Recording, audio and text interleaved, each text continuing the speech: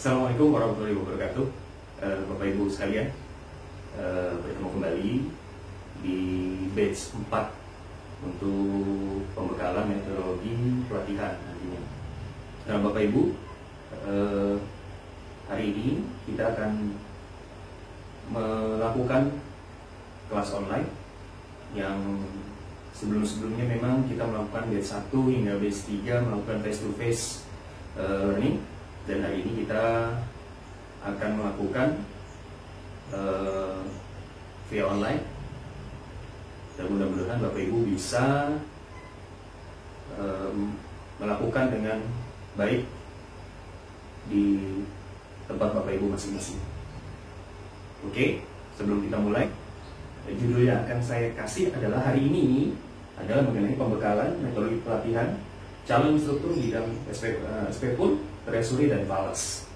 Bapak Ibu, bagaimana mengaplikasikan keterampilan dasar komunikasi? Nah, gimana sih caranya? Kita akan lihat ada beberapa hal yang Bapak Ibu harus ketahui untuk bisa melakukan kegiatan selama 6 hari ke depan. Kita lanjut ya. Yang pertama adalah kita perkenalan terlebih dahulu. Nama saya Iwan Setiawan. Kebetulan saya tinggal di Depok. Pendidikan terakhir saya adalah S3 Manajemen Bisnis. Mungkin itu. Selanjutnya adalah yang Bapak Ibu harus ketahui adalah tujuan pembelajaran ini. Yang Bapak Ibu harus ketahui adalah setelah selesai mengikuti pembelajaran, peserta pelatihan kompeten mengaplikasikan keterampilan dasar komunikasi sesuai dengan situasi pelatihan. Jadi Bapak Ibu nantinya bisa melakukan dan bisa mempraktekkan kegiatan ini dan juga melakukan tugas-tugas yang nantinya ditugasi ke Bapak Ibu sekalian. Ya, kita lanjut ke selanjutnya. Kalau kita lihat bahwasanya ada komunikasi. Kalau kita belajar komunikasi berarti adalah bagaimana melihat. Komunikasi adalah suatu proses di mana seseorang atau beberapa orang, kelompok atau organisasi dan informasi dan masyarakat menciptakan dan menggunakan informasi agar terhubung dengan lingkungan dan orang lain. Jadi komunikasi adalah bagaimana menyampaikan sesuatu, menyampaikan pesan lewat media apa. Ada dua orang di sini, ada dua orang yang saling melakukan komunikasi. Orang yang memberikan informasi dan orang yang menerima informasi. Jadi itu Bapak Ibu. Nah, pada kegiatan ini yang Bapak Ibu ketahui adalah ada 4 elemen kompetensi dan 11 KUK, kriteria wujud kerja. Jadi modelnya adalah nanti bagaimana mengidentifikasi proses komunikasi, menangani informasi, membuat konsep komunikasi tertulis sebagai informasi dan menggunakan media komunikasi. Ya, yang pertama adalah bagaimana mengidentifikasi komunikasi. Satu adalah mengidentifikasi persyaratan minimal. Jadi ada syarat-syarat Bapak Ibu yang nanti Bapak Ibu harus buat. Yang kedua adalah sarana berkomunikasi sesuai standar lembaga. Lembaga apa yang Bapak Ibu sekarang bekerja? Lembaganya mana?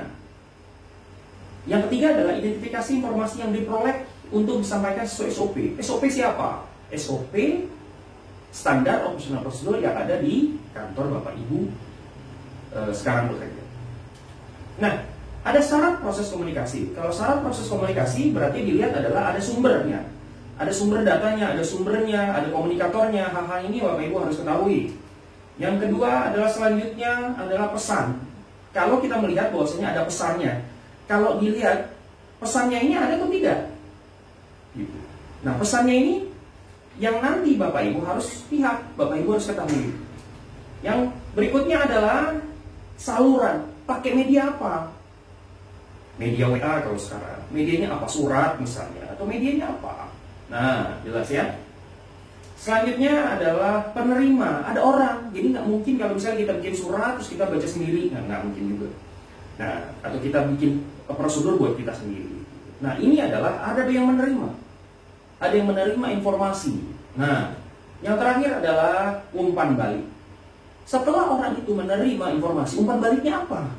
Kalau kita umpan baliknya kalau kena SOP, kena coaching, misalnya kena SP, umpan baliknya apa? Marah biasanya. Nah, ini sebenarnya salah satu tingkat kalau dilihat umpan balik yang positif atau nantinya ada yang negatif.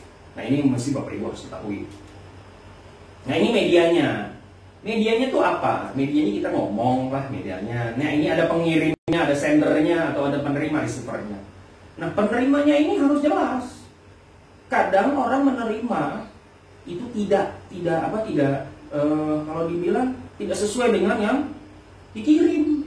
Karena kalau ibarat pepatah bahwasanya orang kalau dititipin uang itu kurang, dititipin berita ya lebih biasanya. Nah ini yang kadang Bapak Ibu harus ketahui. Receiver ini seperti apa? Amanah atau tidak? Ya. Oke. Yang kedua adalah menangani informasi. Menangani informasi yang satu adalah menggunakan keterampilan mendengarkan. Terampil nggak dia mendengar? Cocok nggak dia mendengar? Dokumentasi akurat dan mudah dipahami. Punya dokumentasi apa? Misalnya orangnya pengen dokumentasi apa? Ya, dia ada tertulis kah, surat kah, video kah, foto dan lain-lain. Bukti dikumpulkan sesuai dengan penyesuaian yang telah disepakati. Maunya apa? Bukti langsung, tidak langsung, gitu modelnya. Atau tambahan. Informasi dan ide digunakan dengan teknik komunikasi. Gimana caranya? Inovatif kah? Penuh improvisasi nggak? Nah ini cara berkomunikasi dengan baik. Nah, menurut arah proses ya, komunikasi terbagi menjadi. Nah, yang pertama adalah komunikasi satu arah. Jadi kalau lihat nih yang saya lakukan adalah komunikasi satu arah sekarang. Ya, saya ngomong aja, terus Bapak Ibu cuma dengerin, gitu. Gak bisa protes. Terus yang berikutnya adalah komunikasi dua arah. Komunikasi dua arah biasanya ketika kita diskusi. Kita berdiskusi dengan dua orang dengan atau lebih. Yang terakhir adalah komunikasi ke segala arah. Ini biasanya punya jam terbang yang luar biasa. Ini biasanya terjadi pada saat aplikasi. Pada saat Bapak Ibu bertanya dan banyak orang yang, wah ini tidak benar, yang ini dengan jawaban-jawabannya dengan model-model sendiri-sendiri. Dan bagaimana seorang instruktur itu bisa menguatkan masing-masing jawaban itu bisa digabungkan dan tidak merugikan mereka dengan cara yang merugikan juga. Ya. Daya serap, kalau dilihat biasanya kalau orang dengar itu cuma 20%. Nah, kalau orang lihat 30%. Tapi kalau dua-duanya gimana sih? Dengar sama lihat, ya 50%. Tapi kalau misalnya ada daya serap berikutnya, kalau dengar, terus ditambah lihat, ditambah lagi, terus diskusi, nah itu 70%. Tapi ada yang paling keren adalah dia ada dengar, dia melihat juga, dia berdiskusi juga. Yang terakhir adalah dia mengaplikasikan apa yang dia lakukan, apa yang dia diskusikan. Ini rata-rata hampir 90% dia serapnya cukup berhasil. Dan mudah-mudahan Bapak Ibu nantinya ketika bisa melakukan ini dengan diskusi dengan teman-teman, ya hasilnya bisa 90%, bahkan bisa 100%. Oke, yang ketiga adalah membuat konsep komunikasi tertulis sebagai informasi. Yang pertama adalah ada prosedur dan format. Prosedur format ini seperti apa? Disesuaikan dengan kantornya. Terus konsep tulisan dibuat dengan kebutuhan dan batas waktu. Kapan? Ada limit waktunya. Limit waktu ini sebagai warning bahwasanya ini loh 3 bulan, ini loh 2 bulan. Nah, Bapak Ibu harus lihat penggunaan bahasa verbal dan non-verbal. Apa sih bahasa verbal dan non-verbal? Kita cek. Komunikasi dilihat dari bentuknya. Ada komunikasi verbal dan non-verbal. Apa yang Anda ketahui komunikasi verbal dan non-verbal? Tahu? Tahu nggak? Kalau nggak tahu saya jelasin. Komunikasi verbal, komunikasi dengan menggunakan kata-kata lisan ataupun tulisan, di mana salah satu pihak berbicara atau menulis dan di pihak lain mendengar atau membaca. Biasanya di mana ini? Sosial media, di WhatsApp, di Twitter, di Instagram dan lain-lain. Ya, ini yang sering terjadi.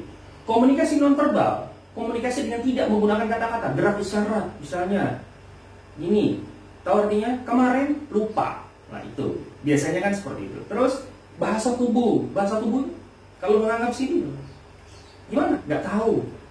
Ekspresi wajah, mau yang marah, mau yang senang-senang. Nah itu. Kontak mata, nah ini bahaya kalau kontak mata. Biasanya jangan pernah melakukan dengan lawan jenis Bapak Ibu ya. Penggunaan objek seperti pakaian, potongan rambut dan lain-lain. Ini objeknya seperti apa? Oh, ini bahasanya kayaknya mau kawinan. Gitu. Kelihatannya mau kawinan, padahal mau ngantor. Nah ini. Jadi bahasa-bahasa komunikasi non verbal ini sebenarnya harus dipahami oleh para instruktur. Ya, kita lanjutkan. Menggunakan media komunikasi. Ini adalah bagaimana mengidentifikasi kebutuhan media komunikasi. Gimana caranya? Ada nggak medianya? Ada nggak laptopnya? Ada nggak internetnya di kantornya? Penggunaan media sesuai panduan SOP. Nah, penggunaannya sesuai nggak dengan SOP-nya? Nah, kemarin misalnya ada dia menggunakan laptop, tapi dikunci dari kantornya. Itu SOP mereka. Gitu. Jadi sebenarnya hal-hal seperti ini Bapak Ibu harus pahami dengan baik. Nah, sampai sini Bapak Ibu ada yang bertanya? Kalau Bapak Ibu yang bertanya, nanti japri saja. Kita nanti ada video conference Bapak Ibu yang tanya. Nah, kesimpulannya adalah sampai sini mengaplikasikan keterampilan cara komunikasi mencakup ada 4. Apa? Yang pertama adalah mengidentifikasi proses komunikasi, menangani informasi, konsep komunikasi tertulis sebagai informasi, dan menggunakan media komunikasi. Jelas Bapak Ibu? Bagaimana Bapak Ibu harus melakukan 4 komponen ini nantinya pada saat Bapak Ibu memulai aktivitas pembekalan nantinya untuk pelatihan. Oke, yang terakhir, Bapak Ibu nanti akan ada tugas diskusi seperti bagaimana melihatnya ada 4 elemen ini nantinya. Bapak Ibu akan lihat, kita akan diskusi nantinya proses komunikasi, menangani informasi, membuat konsep dan menggunakan media komunikasi. Bapak Ibu harus paham dan nantinya akan kita bagi grup nantinya. Bapak Ibu nanti 24 jam bisa bekerja, bisa melihat, dan Bapak Ibu juga bisa tahu bahwasanya kondisi-kondisi yang terjadi dengan komunikasi yang baik pasti hasilnya juga baik. Yang berikutnya adalah tugas mandiri, yaitu mempelajari teknik berkomunikasi orang-orang terkenal. Bapak Ibu harus belajar gimana caranya mempelajari teknik berkomunikasi orang terkenal. Gimana caranya? Apakah seperti ini? Ya. Apakah tangannya di kantong Bapak Ibu? Apakah seperti ini? Nah, ini caranya seperti apa? Nah, baiknya adalah bagaimana Bapak Ibu melihat secara baik, secara oke. Jangan sampai oke, Bapak Ibu, lihat tugasnya semua. Ketika Bapak Ibu memegang pointernya disorotkan ke muka para peserta, itu juga tidak boleh.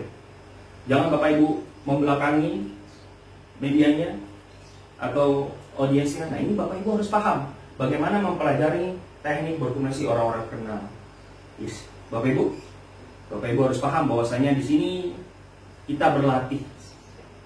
Tidak ada bahwasanya siapa senior dan junior, tapi bagaimana kita melatih diri, mengupgrade diri kita jadi lebih baik.